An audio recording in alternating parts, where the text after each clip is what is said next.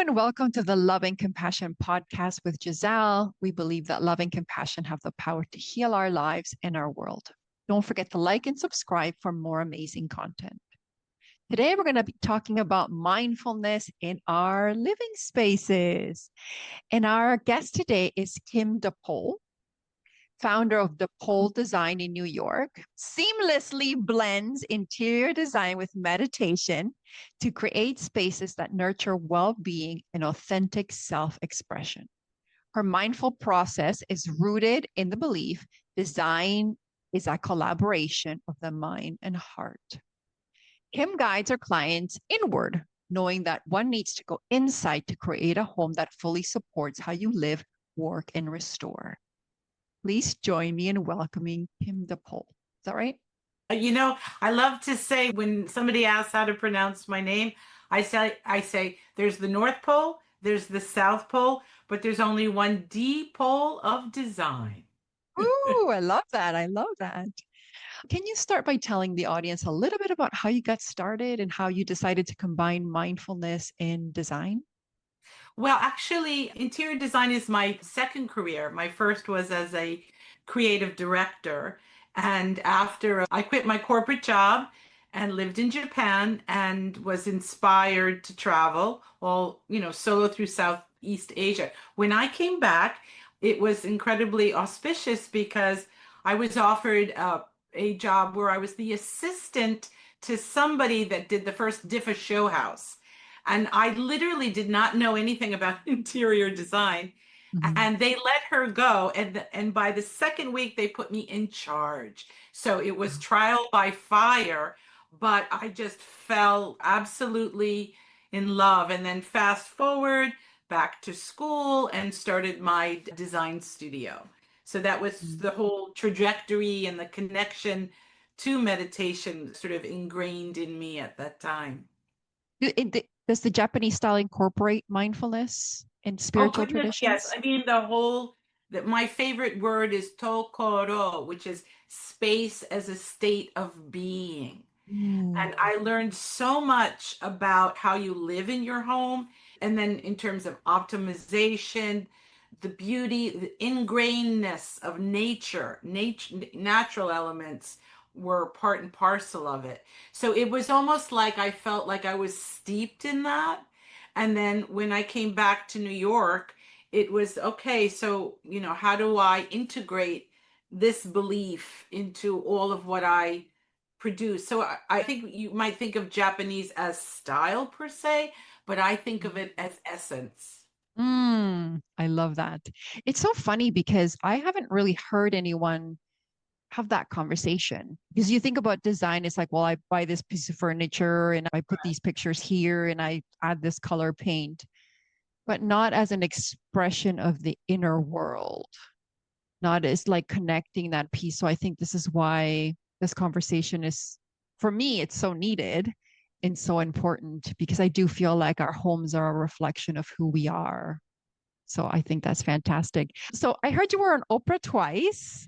Yeah, that was another like manna from heaven just happened. I was doing a lot of TV shows for, Lifetime TV. They would send me to someone's home. I had exactly like 2 hours to redo the entire, second floor. And one of the producers, fast forward, moved to Chicago and called me.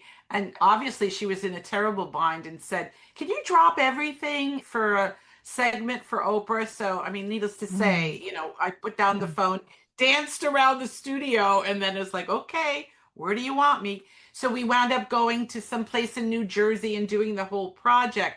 But I didn't get to meet her or go to Chicago. But then they called me again and flew me out with my painter and my assistant. We stayed a whole week and we did two or three design segments. And on the last day, I got to, be on set with her and film and do another like interview kind of segment. So it was just glorious. It was just, Oh, that's fantastic. Fantastic. amazingly, yeah.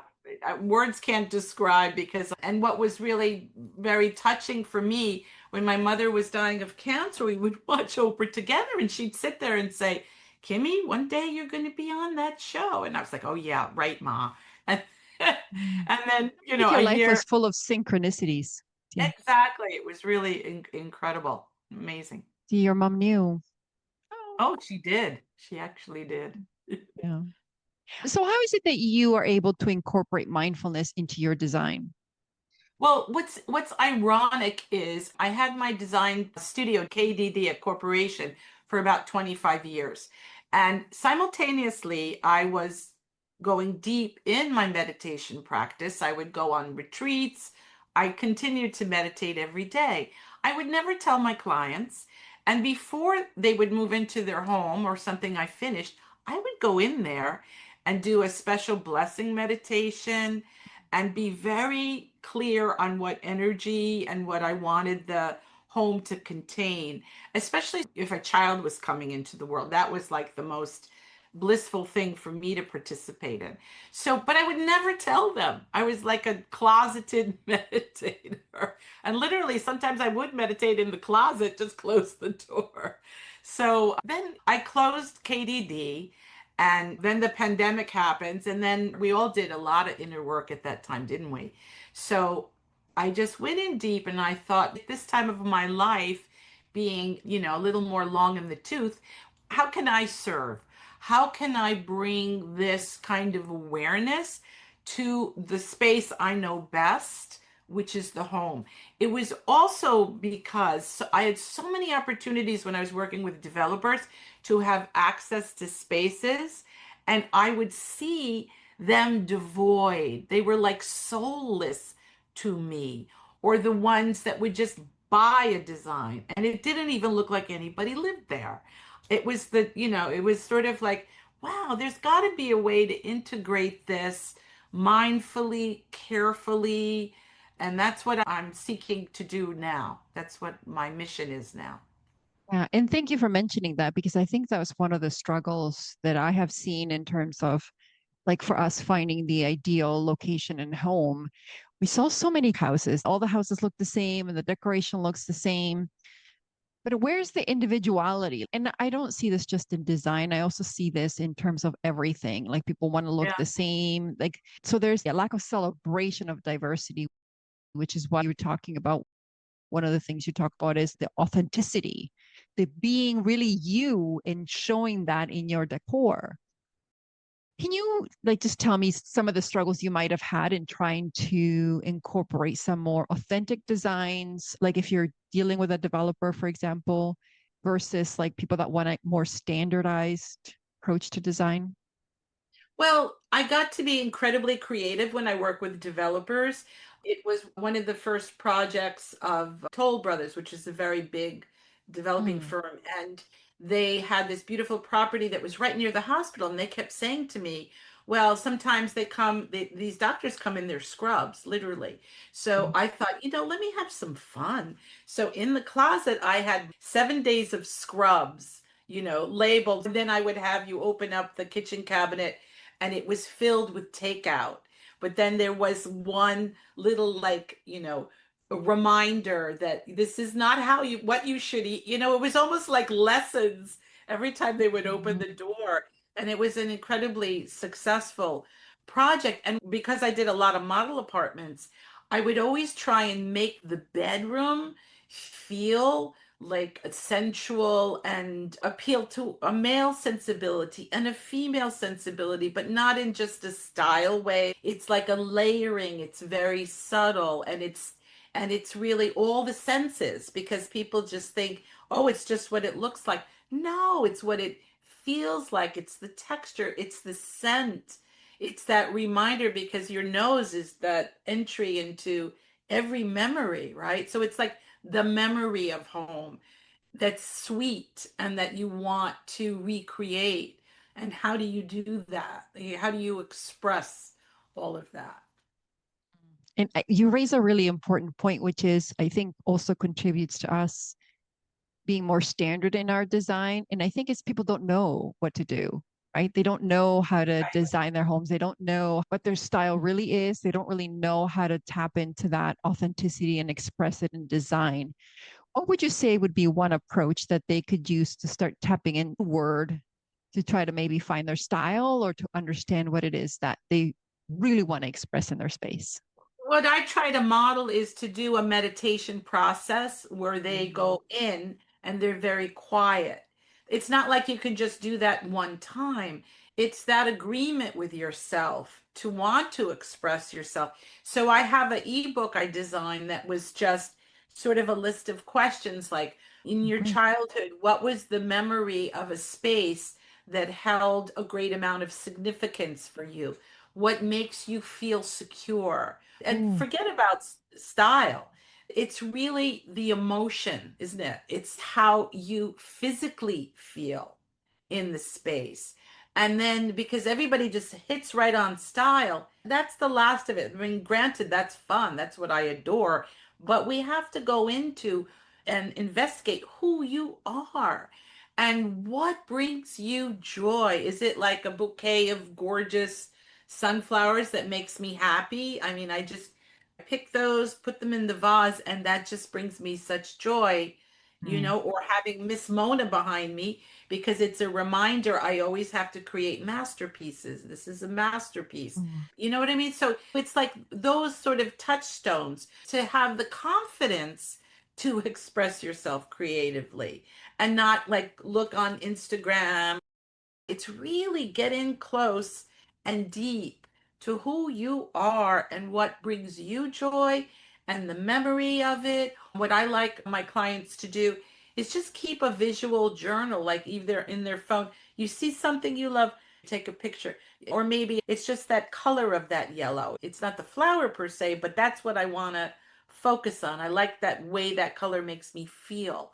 So for me, it's always the feeling, it's the emotion, it's the security, it's all that, the core of that. And then the next layer is finding what that looks like for you, right? It's the next, and then the oh. next layer. It's really like, I don't like to use an onion analogy. I'm Italian. I like to use a lasagna.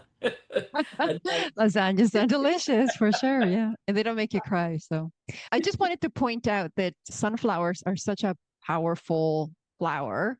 And apparently, the spiritual significance of sunflower is like belief in God's source universe, right? Oh, And I so I love thought, yeah, yeah, I have I always loved got one down, sunflowers. Giselle. Yes. Well, you know what? Funny story. I was going to tell you a different story, but I'll tell you this one was I have 3 acres in my property and I envisioned sunflowers in my backyard. And I envisioned them for months and months and months. And I actually hadn't done anything, like nothing. And I've lived here for like 12, 13 years. So there has been nothing come from anywhere, any seeds flown. So I had like this barren field. And so I was dreaming all summer of sunflowers. I have a picture of it. In the fall, my husband points to like a stick that's coming up and he goes, "Oh, a sunflower's coming up." Just like that? Just like that. I have a picture of it. Oh, I've lived come here on. for 12 years. I'm not joking. I have a picture of it. I've lived here for 12 years. In that time, there hasn't been a single sunflower, anything flown. I mean, you could easily rationalize Wow. it in your mind because I live in the country, right? But for 12 Right. years, there was nothing. It was just me dreaming of sunflowers coming up. And my husband identified, he's like, "Oh, there's a sunflower coming up." And I was like, "No way. I didn't plant anything. I'll send it to you after." I Wow, love that's that amazing. So picture. some little Yeah, bird went from the south of France or Utrecht maybe. and then dropped the And seed. dropped it in for me. Yeah. And so sunflowers have a special place in my heart. I wanted to go back to what you had said about childhood because I think you're hitting a really important point, especially for me, I think, and I think it'll really resonate with my listeners. So we bought this house to renovate. Part of it was the fact that we didn't feel we had enough to have a completed house, like to have the house that we wanted. So we bought a cheaper house, which we were renovating, and we've been renovating it for a while. And we love it. We do love our property. We love our house.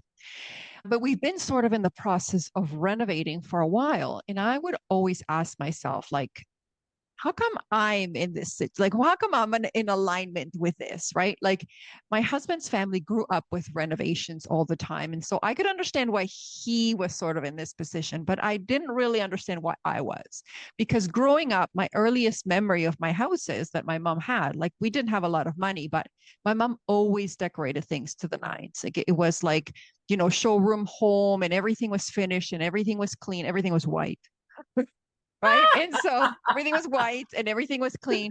And so I was thinking, I was like, why am I a match? And I was having a conversation with my mom one day. We were at the hospital. Like my dad was unwell at the time. So he was in the hospital, and her and I were having lunch at Tim Hortons. And I was asking her that question. I'm like, I wonder why I'm in this situation.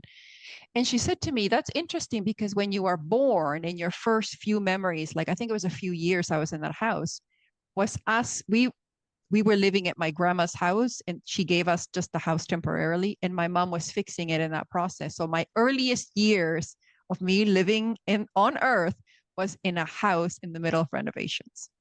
See that I think that has a lot. It's an imprint, isn't it? It's the Yeah. imprint of the childhood. And it's so fascinating because when I work with so many different clients and for some reason they'll be like, you can do anything you want, but I don't want to see orange. I don't ever want to see a trace of orange.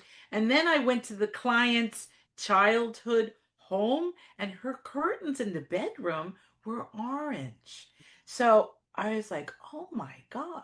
It was Traumatized. a little confusing, so I thought there might have been some conflict with that somewhere, but no, it's Yeah. very personal. It's very psychological. It's Yeah. imprinted. Mm. Absolutely.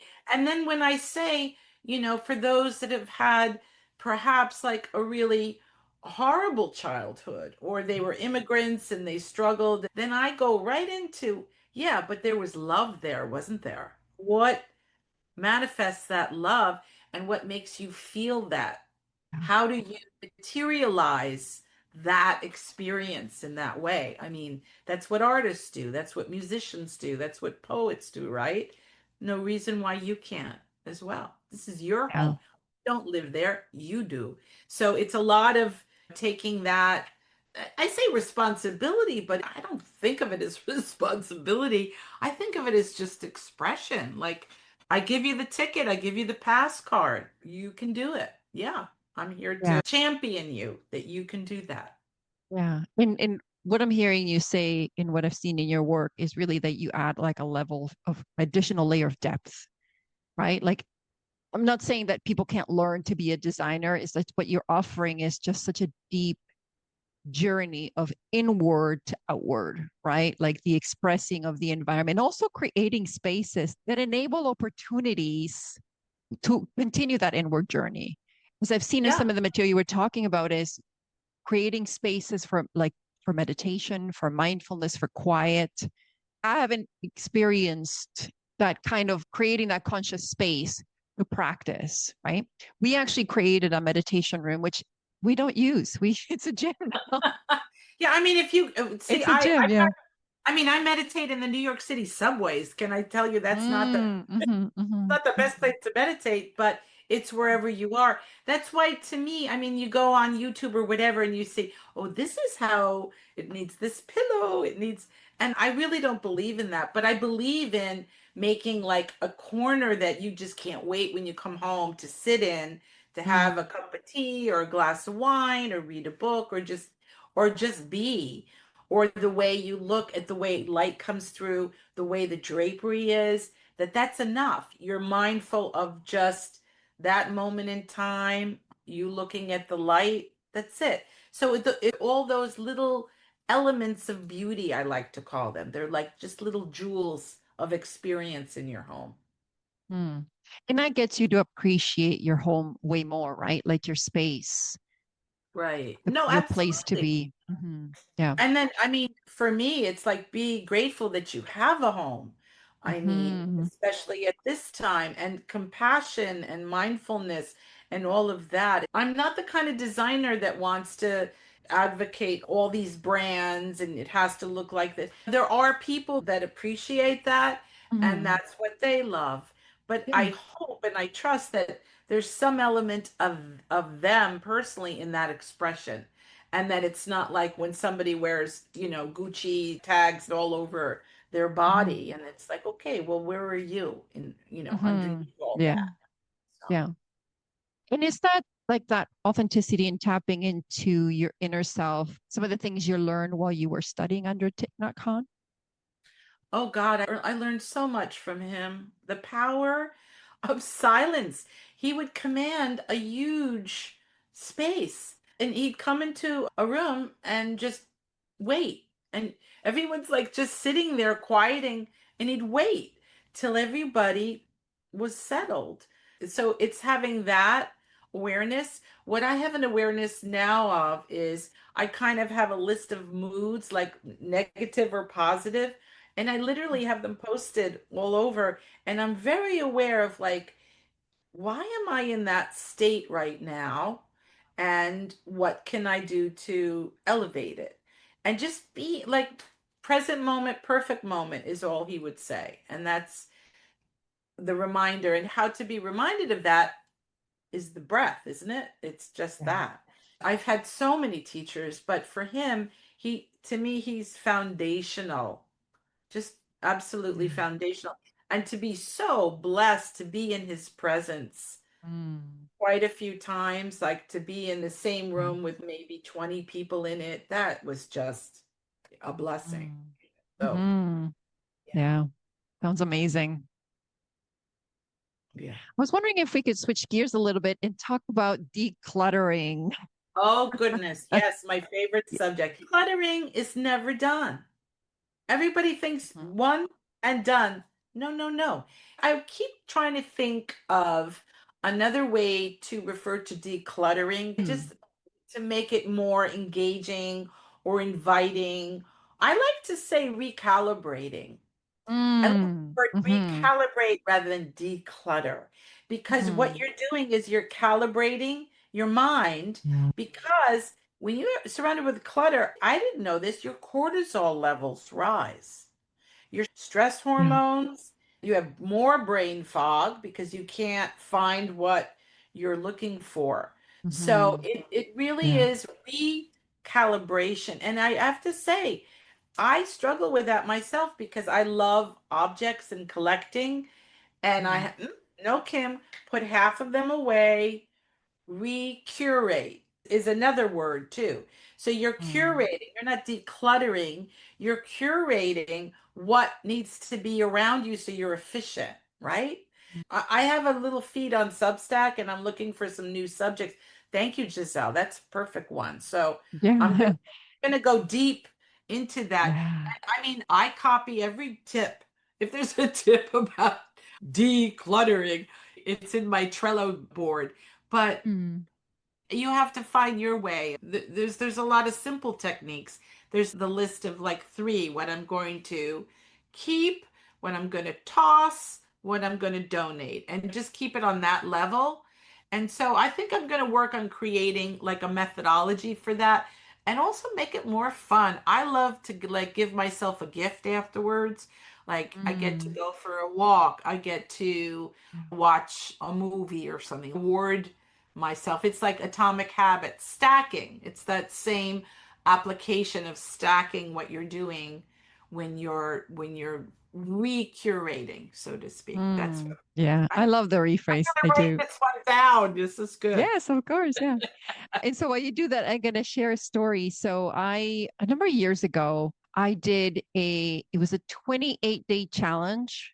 Yeah, I think it was for 28 days, you throw away 21 things, like you get Oh, rid I of. love that. Oh, see, Okay. no, I didn't So, have but that one. listen Let to, me write that one down. yeah. So listen to this. So 28 days, you throw away 21 things. Okay. And obviously, you get to keep the things that really speak to your heart, right? And in the beginning and day one, super easy, right? Super easy because you're just tossing. You're like, it's a great opportunity to clean those drawers you hadn't cleaned all year, right? Like, so you toss makeup, you toss it. By the 28th day, number one, I felt so much lighter, like so much Interesting. lighter. It's just, it was so incredible. And it really got me down to the nitty gritty. It got me down to what do I really love and what am I holding on to? One of the things I realized that I was holding on to is I would buy new stuff, like new stuff, and then put it away for later. oh, I'm going to use this on a special occasion. And what I realized was I had kind of that lack thinking that I Ah, can't use this now. I'm going to use it for when I need a special occasion. And so I started using all the stuff that I had saved for that special occasion now. Right. So I'm like, why am I doing this? So the learning was amazing. Right. The learning was amazing. It was tough by the 28th day because you're like, okay, I got to figure stuff to get rid of. But I oh, had already felt so gifted by that experience in terms of me learning about myself. But why am I hoarding all this stuff? Is the belief underneath there that I don't think I'm going to get any more and therefore I right. need to save this? Anyway, so I learned so much about myself. But here's what happened, Kim. People started giving me stuff. So I had gotten rid of so many books in my bookshelf, like so many, right? And I love reading. I love purchasing books. It's my thing. It's always been my jam. Yeah, that's I my go to thing too. this, I go to this retreat place, and because they had so many free books on meditation and mindfulness written by the monks, I leave with more books than I had thrown out. I throw away shoes. People start giving me brand new shoes that they hadn't worn my size. So it reminded me of like the universe doesn't like a vacuum. It rushes to fill that space. And Oh, I'm like, yeah. that's Mhm, wonderful. But mhm. let me ask you this, Giselle. What were the three objects? There was no way you were going to part with them. They are front and center. So my kids' stuff, like some memory things of my kids when they were young, like hair and teeth and stuff like that. So that's one. Some signature pieces that I still wear that are good quality because I also find with fast fashion, some of them just kind of breaks They apart. self-destruct, yeah. Yeah, so I have some signature pieces that I have bought that I've invested in my Korean skincare. I love Korean skincare I that I know. will not Well, get rid of. I think it shows. Yeah. But it also showed me, so thank you for asking this question. Great question. It also showed me that there was nothing that I needed to attach to. Mm, It showed me that I didn't really need to hold on to these things I was holding on to dear life for. And it actually, and I mean, really interested in your thoughts. It made me realize about the issue with hoarding. Maybe mm. reflect on hoarding as a protection, as a way to incorporate things to protect yourself from hurt or whatever.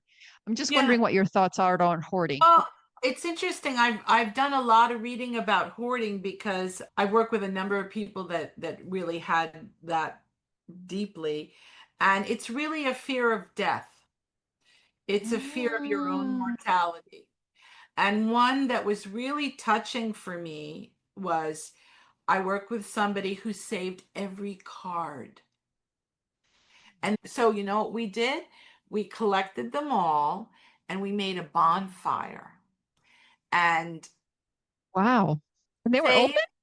open? Yeah, it took a little doing, and then it was like, why are you holding on to this? Oh, this was my dearest auntie that died. Well, she's still with you. Oh, because sometimes I like to open it and read it and just, and I said, well, but all you have to do is sit and think of some like wonderful memory. And that's even more beautiful than you opening up just card, right? Mm. So we did a bonfire, and it was quite a bonfire. The other thing I like to encourage, especially with saving cards, because full disclosure, I do the same, but I do it more like as an artist in a way because, again, my magnificent mother was a nurse, and you know what she would have us do? We had to take our cards and cut them up, and we would make placemats for the children in the children's Oh, hospital for oh, Christmas oh. morning or Easter morning. Isn't I that love gorgeous? that. You would just do a That's big amazing. Oh, a doily, and then you would take the cards and they're in the hospital. So it was always like planting the seed of compassion. My mother mm, was the first farmer of just like understand the seed of compassion and how you can plant that seed. Yeah. And I never mm. forget Thich Love Nhat that. Hanh had this board and he did like a drawing of the earth with a circle and all the seeds that are planted. He goes, oh, this one is jealousy. This one is compassion. This one is fear. Oh, but wait. Let's water the compassion one. Oh, look, see, it's growing and look at how big it is and beautiful. And see these other seeds? You don't have to water them. You know they're there, but you don't have to water them. So, yeah, so how Mm. primordial. I'm talking about fire and water, but it was really, Yeah, yeah, yeah, that's incredible. absolutely incredible. How can we incorporate greater compassion into our living spaces? You're asking me a hard one. I think one is to always have a section in your home to honor your history, your family I love is that. yeah. Is Mhm. actually that first Oprah show I did just that. This woman Mm. was Italian, and what we did is we took all her photographs and we made them made in sepia. So they all look like they were antique. So I love doing that. Mm-hmm. I've been doing that Yeah. for decades now.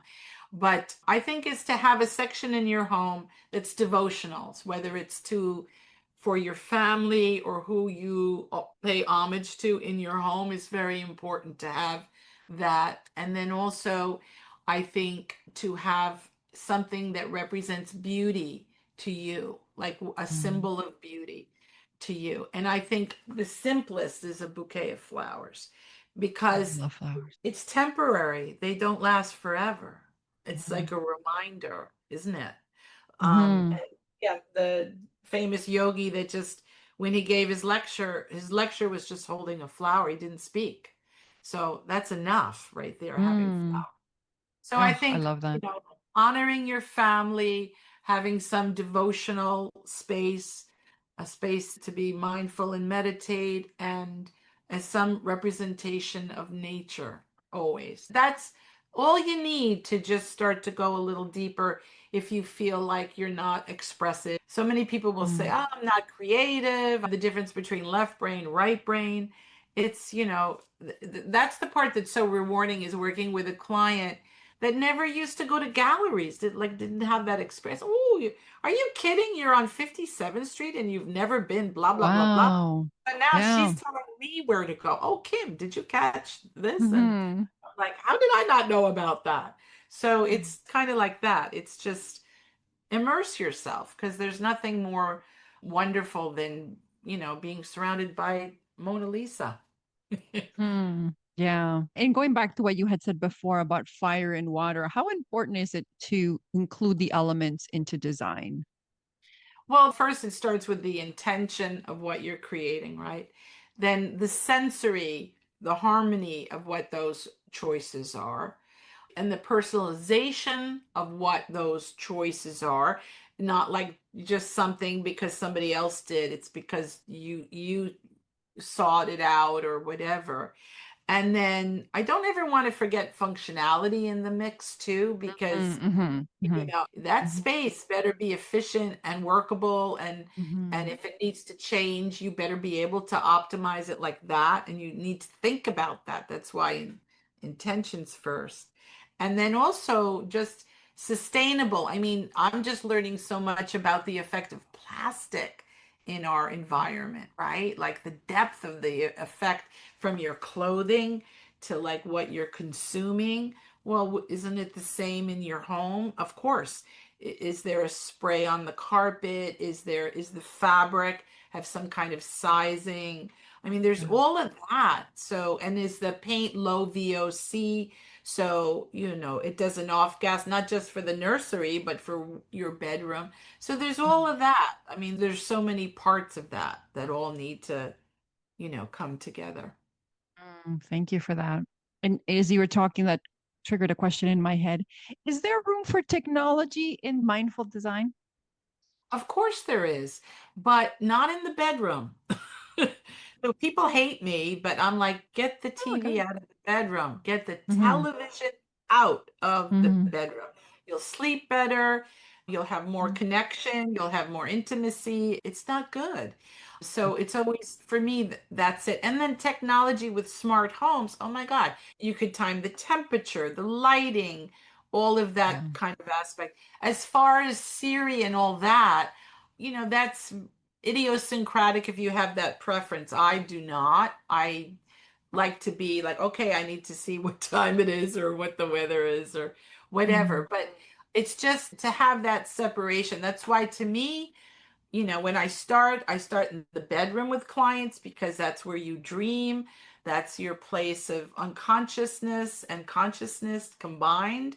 So that's where you start. Like, even if you just go sit in your bed and meditate and begin that process of finding what brings you that kind of peace, because that's the place it'll enter in your dream state. And I also encourage, when before you go to sleep, is to just kind of do a walk through your house before you're Mm, sleeping. Just kind of walk through your house and just ask, well, if there's anything else that could be revealed to me in what I need or what I need to release. And because I'm a true believer that in the morning, those answers come to you when you meditate in the morning. yeah. You get a lot of answers. All you got to do is Mm, ask. mm, I really love that. Yeah, I love that. As you were talking, I was also thinking about like my goal for my house is really to create the most loving and warm, welcoming environment for my guests. Okay, so that's my big goal. That's my heart goal, I would say. And then I Right. have sort of like an ego goal, which is more like always stressing about my house being clean before people come over. Yeah, everybody has that. And how unwelcoming I was making, because there's an element of me that like if there's too many people that stresses me out, so then maybe I'd rather not entertain or have people over. It's very strange. I wasn't aware of how much I was sabotaging my own desire to have people over and to be that welcoming space, but my Right. own fear of it being like it has to be clean and stressing myself and stressing my family before people come over sort of Yeah. negates that same welcoming thought. What are your thoughts? Well, I think you have to release perfection. You have an idea of Mhm. perfection. Yeah. I think you just have to release that. Mhm. And, it's that same neurosis of cleaning before even the cleaning lady comes to clean your house. I mean, what is that about? That's insane, right? Isn't it? Yeah, Um, exactly. If she's judging you, then she's not the right yeah, cleaning person. exactly. What kind of cleaner Mhm. is that? And I Yeah. should clean my house anyway. I shouldn't have to hire someone to clean it, right? So Yeah, fair enough. it's all complicated and convoluted. I think you just need to focus on what the intention is, to just have a beautiful experience with everybody in your house. And trust me, I mean, Martha Stewart, she's got staff. You know what I'm saying? Yeah. Yeah. So I think just be kinder to yourself and just Mhm. think of Love that. what your intention is. What I want to have a beautiful gathering. And then, Yeah. what are they going to do? They're like, "Oh my God, Giselle, what were you thinking with that Oh, Giselle, that cushion. Are you kidding me? It's please. It's so funny how it's so innocuous, though. Like in I other know. areas of my life, I'm very much aware, right? But in Yeah. this one, I think because I have been programmed in terms of like the messaging that I receive from my mother in particular, because she had Your that mother had perfectionist. that standard of, Oh, but yes, because okay. it was always showroom home and we don't even make our beds. Judge- So wait, I got to ask you a big question. Sure. Yeah. With growing up in homes like that, did you feel like you could go in and just be comfortable, or was there always like a certain kind of contraction of, oh my God, it has to stay perfect? I think you just shifted something, Kim. People are watching this in real life. I think that's it. I was so anxious in those kind of perfect environments that everything had to be showroom that it stresses me out, I think. Yeah, And let this it is why, go. yeah, Let I it think go. it's time to let go of that story. Oh, I love that you That's, asked me that question. It just no, something went it no, totally because I shifted in me. when you said all white, because at one time I had my living room all white, Yeah, yeah. then I got a dog, and guess what? You can't have all white if you have a dog. No, So you know I what had a I mean? Doberman Shepherd, yeah. Yeah, exactly. So, and then that's why I'm saying it changes all the time. This is never one and done. Yeah. It's an evolution. It's like the evolution of your life, right? Your life's not the Yeah. same every Yeah, day. no. So that's why your home has to work for you. It's got to do heavy lifting. It can't just be like a pretty place. No, Mm. no. right? Mm-hmm. I mean, it's just, and you can feel that when you go in someone's home, can't you? Like when you go Mm-hmm. in someone's home that's like show home, and then you're afraid to sit on the chair, or you don't want to. Yeah, but I also found the other extreme is uncomfortable too. Like if it's too messy or dirty, I find Oh, that no, no, no, no, overwhelming I too. won't. Yeah, I Dirty's find not that everybody. overwhelming as well. No, no, no. See, that's the thing. People will say, "Oh, well, I don't have the money to do that." No, no, no. No, it's about cleanliness. And that's why it's like if it's clean, it doesn't matter. It's not about money. See, that's the thing too, Yeah. is, it's not status, it's not money. It's not like, "Oh, that sofa, that Kagan sofa cost me 20,000."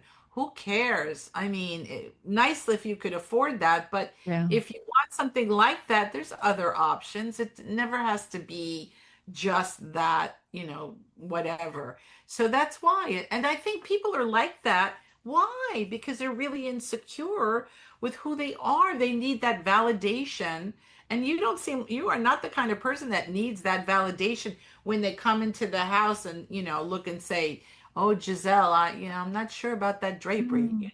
No, So, no, not at all. So I took your quiz online and it said it talked about the no drapes. We don't have drapes, but we live in the oh, see, country though, did you get but from the design style quiz, did you get your answer? What did it say? Did it say you're it was artistic? urban style. Yeah, Artistic. but I don't know if I'm urban or like a mix. I think I'm kind of a little bit more eclectic. So I love Eclectic, the yeah.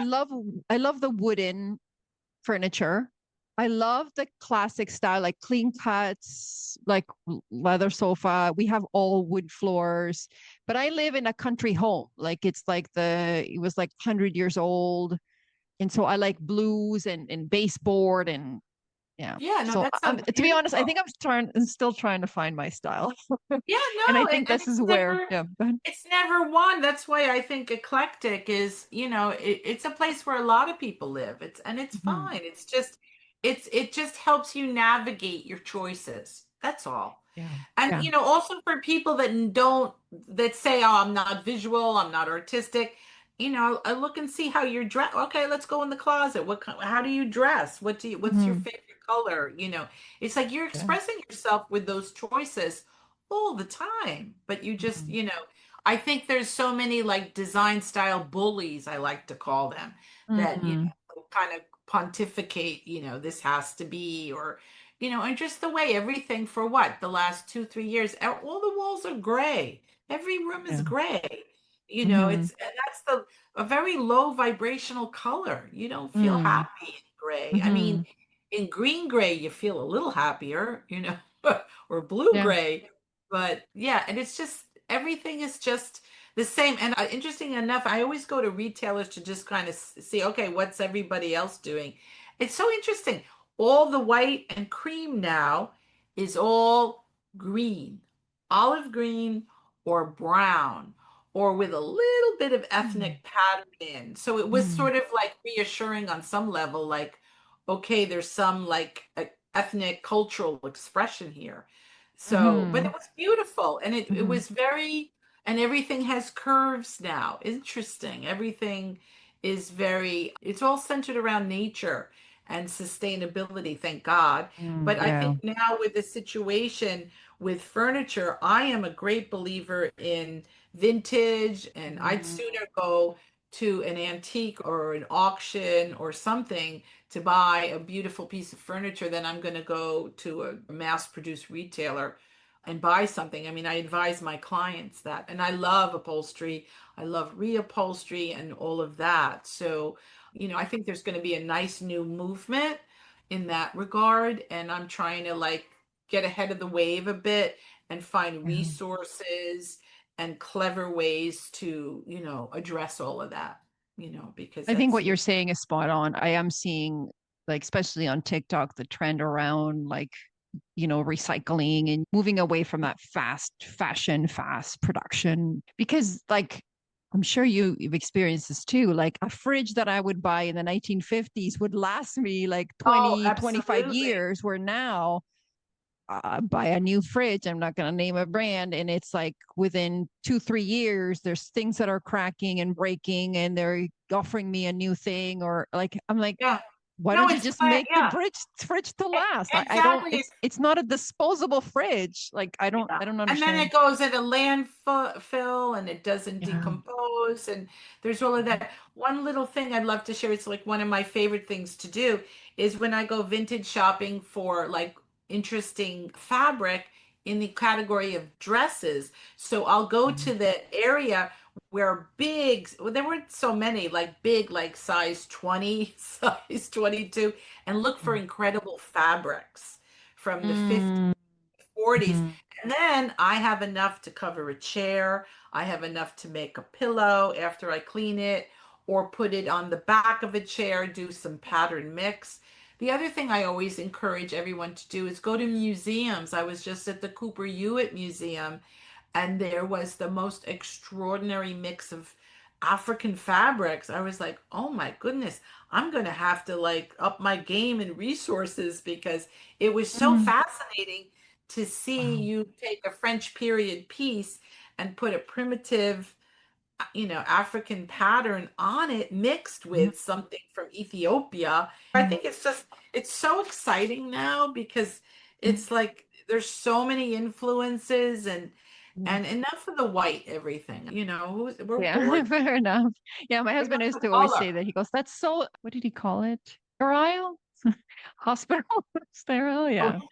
Yeah, oh, he always sterile. liked Yeah. that kind of uh, colors. What would you recommend if you were looking to create like a sexy bedroom? Like, what would be some colors that you might be, or is it not like that? Is it like it's things that you should like meditate on, for example? Well, I think you really have to meditate on it, but the colors that relate, well, if you want to spice up the bedroom right away, a feng shui cure is red sheets. Oh, Red wow. sheets. That's gold though. Yeah, right. No, no, no. So the sheets could be red, the covering could be Oh, something okay. else. Yeah, you're So right. it's a surprise when It's you a get in. surprise when you walk Yeah. in there. Yeah, yeah, yeah. But I love like, the idea in bedrooms to do it like a beautiful, cool, restful, cool with the blue green tones.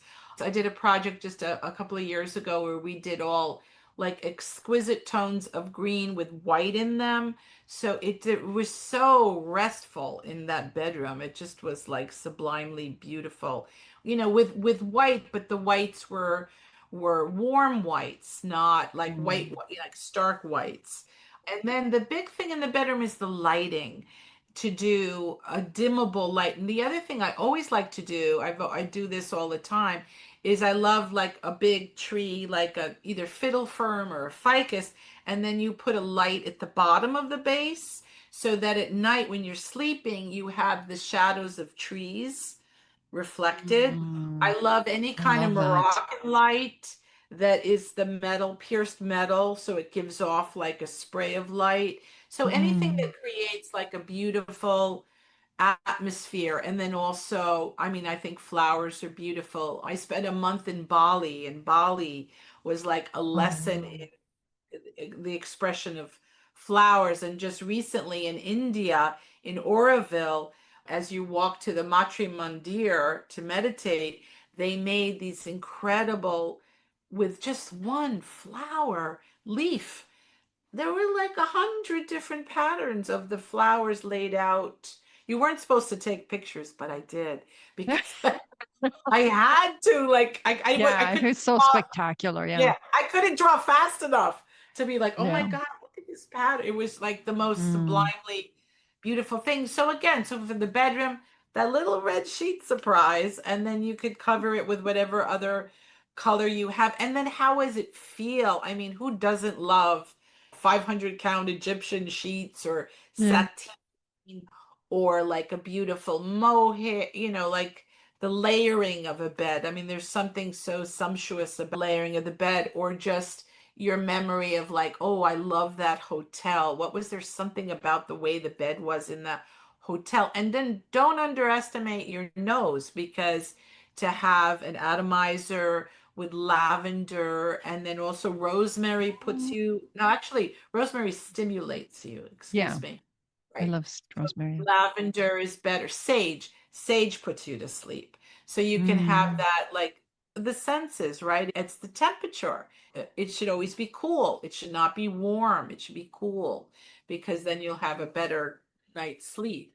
And then the window, I mean, it's so interesting. In French culture, they cover all the windows, like everybody closes themselves in the bedroom. So there's no light. There's shutters, Oh. like no light. Mm. Like I didn't even know that until I had a French client. And in a New York apartment, I had to make these sidelines to, drapes like this. Yeah. So no light would come in. I felt like it was King Tut's tomb. You know what I mean? I had to like seal it tight. Yeah, But that's funny. yeah, it's very idiosyncratic for like whatever your preferences are. But yeah, but I Yeah. could go on and on with that. So Oh just, yeah, no, this was so fabulous. I love it. A couple more questions. Does design start outside of the home? Is the process of design that you help with, is it oh, all just inside or is there any outside components to it? for me, there's tons of outside. It's all about gathering. It's hunting, gathering all the time for Mm. me. Quite often I'll say, "Oh, you like to travel? Well, send me all the photos." And then I will take a couple and I'll design the whole room around a photo, or we'll design the room Love together it. around a photo. I've done that quite a few times. And Hmm. to the point where other clients will say, "Oh, could you buy that for me?" And I was like, "Well, you have to ask her because that's her picture." You know what I mean? So, Mm. um, Love yeah, it. Yeah. yeah. So last question, where can people find you? Where can people work with you? Where can they come take the quiz? Well, the Information. quiz is on my website. It's absolutely free, and you get an answer pretty quickly. And then if you want to go deeper, you can go on the website. We can have a discovery call. There's also a platform. So my website, and then also on my website is something called Buy Me a Coffee, which Mm. is a platform where I'm going to be uploading all of my ebooks, and they're very well priced and all different subjects. I'm getting very prolific in that.